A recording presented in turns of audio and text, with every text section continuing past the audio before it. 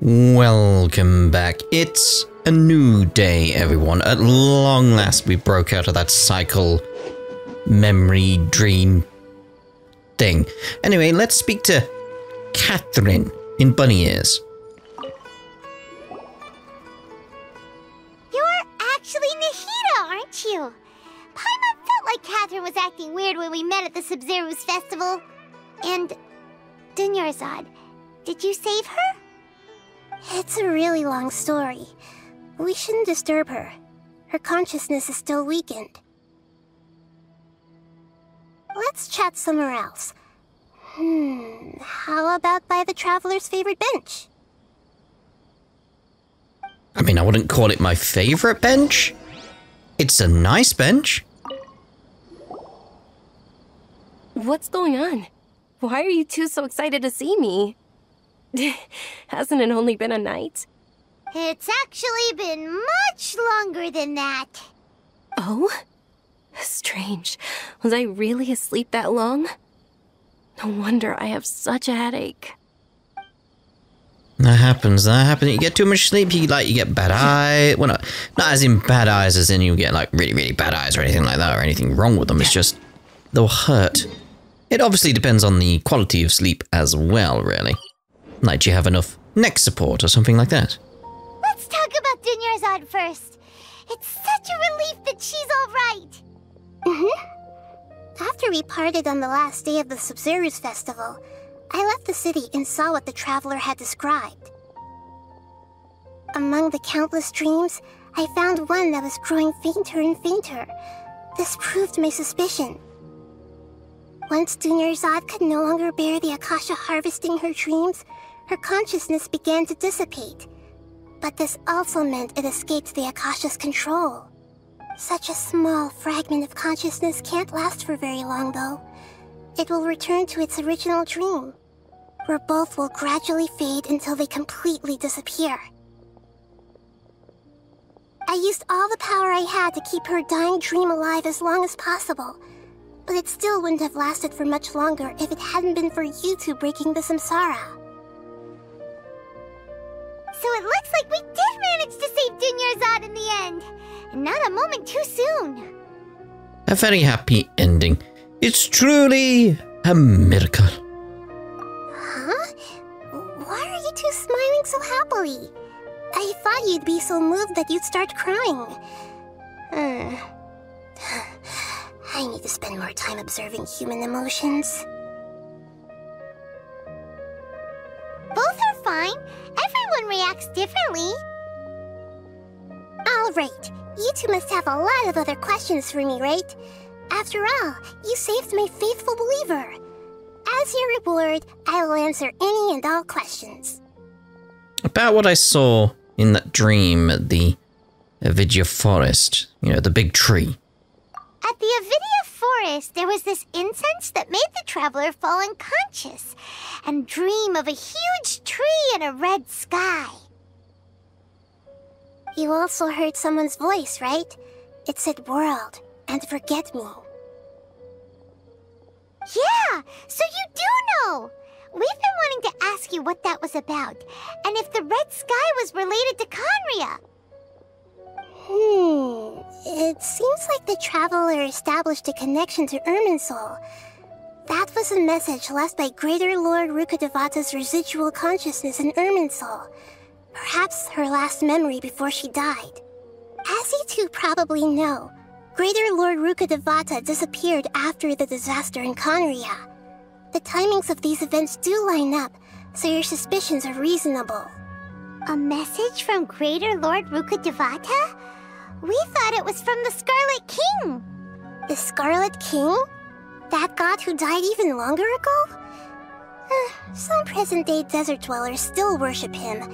You probably just heard some of their conspiracies. Okay, so what does the message mean?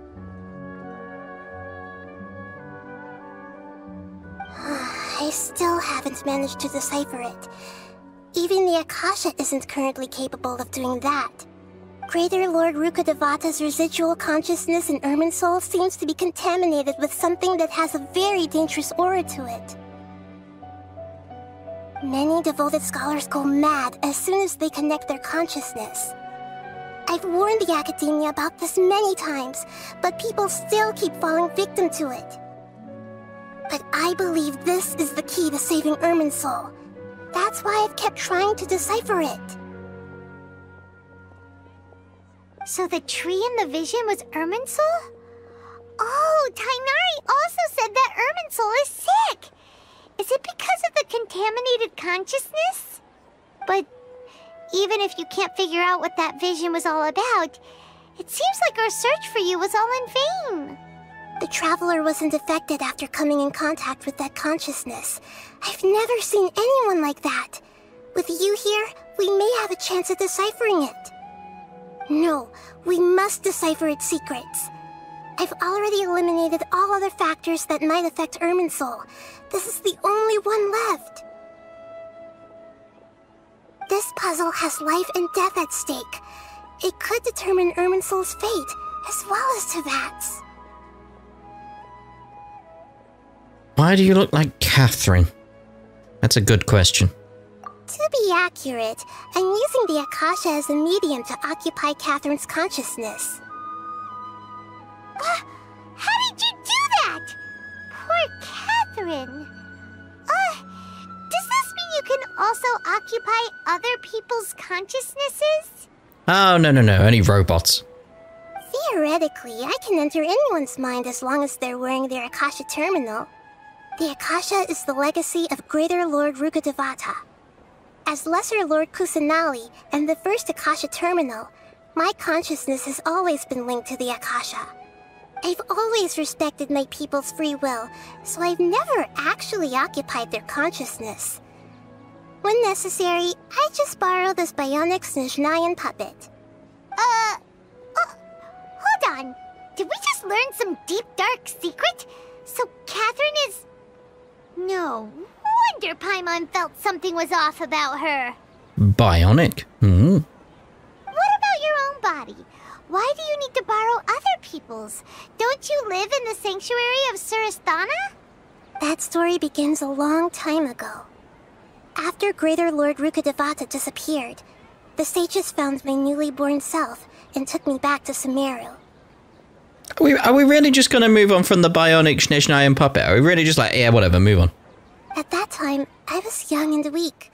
The sages kept me in the sanctuary of Surasthana, ostensibly for the sake of protecting me. But I've hardly heard from them since. However, I do understand that they had hoped to find Greater Lord Rukkhadevata instead of me, a symbol of her passing. So, the sages basically put their new Archon under house arrest? How dare they! Why don't you teach them a lesson, Nahida? In some ways, they aren't wrong. Greater Lord Rukkhadevata was omniscient and omnipotent. Even after her death, the Akasha is still empowering this nation. And I'm still really far away from being able to call myself the God of Wisdom. Moreover, the Academia is also more proficient at governing this country. My existence has little meaning. To me, you're already an excellent Archon. Yeah, you got a lot of believers. Just look at the Sub-Zero's festival. Everyone who showed up truly loves you. Thank you for the kind words. But I honestly don't need physical freedom as long as I can connect my consciousness to the Akasha. Trying to find a way to save Irminsul is my life's mission and top priority. I will work on that, and try to live up to being a deity in the meantime. Every once in a while, I will also take up the duties of the God of Wisdom and enlighten a lost soul here and there. Doing all that should be enough. It really is like, I suspected something was going on with Katheryne. When she was wondering about, when it's like, you didn't say add extra apple sauce. It was kind of like, hold on, and you always say that. You always say add extra apple sauce. It's important. About the sage's plan. There's never been any big problems with the Academia's governance of Sumeru. This is the first time I've seen them step out of line. I wonder what caused them to go down this path. and what they hope to achieve.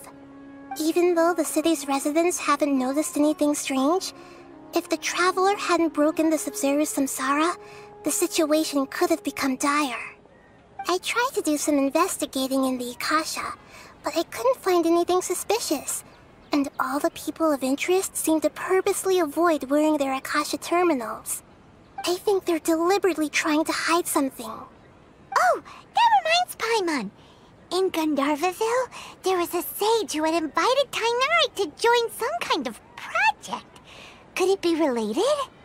Regardless, I need to first investigate the sage's motives, make things right, and punish them if needed. But I'll have to be discreet, or they'll see me coming. Never seen me coming. No one has realized the issue with the Akasha? You mean how the Akasha stops you from having dreams? Yeah, it's been such a long time. No one's noticed something's up? It's not that no one noticed. It's more like no one cared. Ultimately, it's all rooted in the sage's misdirection. Misdirection? The sage has convinced everyone to believe that being unable to dream is a sign of rationality and wisdom. Not dreaming is a badge of honor in Sumeru, even if the truth is that their dreams are being reaped by the Akasha. With their propaganda in place, the sages can maximize their use of the Akasha to facilitate their research. Besides, Greater Lord Rukkhadevata must have created the Akasha in the hopes that it could be used to its full potential. That's why I've never come out strongly against this. Anyway, the perspective advocated by the sages drowned out any voices of doubt. By now, even those who never use Akasha terminals find it too shameful and embarrassing to talk about their dreams. Ew. Well, I don't have any other questions. Got it. I hope my answers were satisfactory, seekers of knowledge. To be honest, maintaining Dunyarzad's fading dream took a lot of mental energy. I think I may need to rest for a while. Oh, and you don't need to worry too much about the sage's activities for now.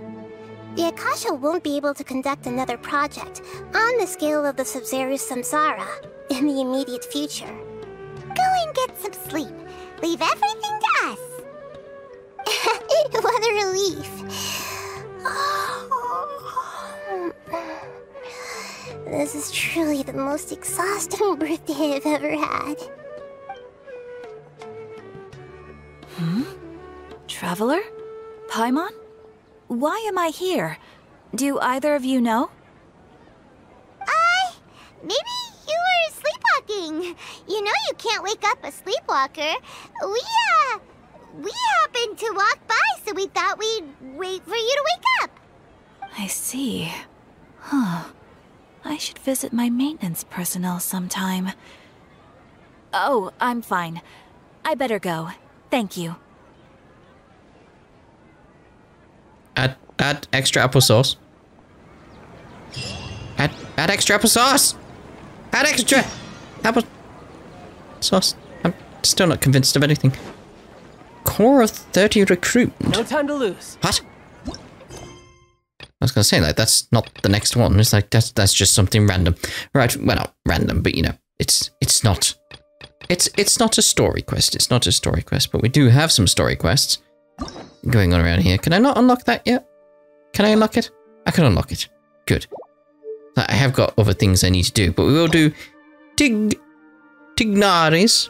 Always terrible with his name. We'll do that, but starting that in the next part. In this part, that was just the end of what we could do there. That was just the dawn, the new day, everyone. So we'll see you in the next part when we do Tignaris quest. I will eventually get around to these two things that I still need to do. It's just we'll get the Sumeria, the 3.0 stuff done first. So, see you next part with Vulpezera. That's what it's called. Ta-da for now.